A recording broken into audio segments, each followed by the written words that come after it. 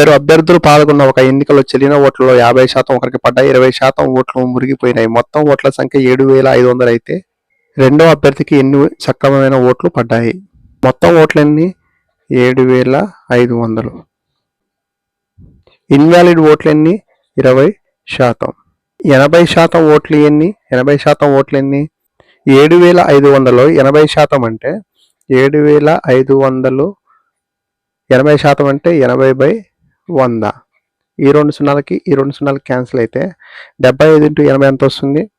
6,000 ఓట్లు. ఇవి వ్యాలిడ్ ఓట్లు.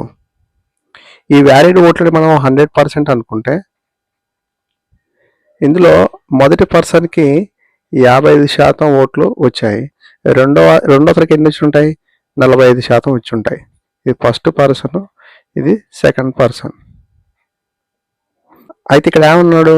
రెండో అభ్యర్థికి ఎన్ని సక్రమమైన ఓట్లు పడ్డాయి అన్నాడు. సో 6,000 40%, 45/100. ఈ 2 సున్నాలకి ఈ 2 సున్నాలు క్యాన్సిల్ అయితే 60 × 45 ఎంత? 2,700 ఓట్లు పడ్డాయి. ఆన్సర్ 2,700 ఓట్లు.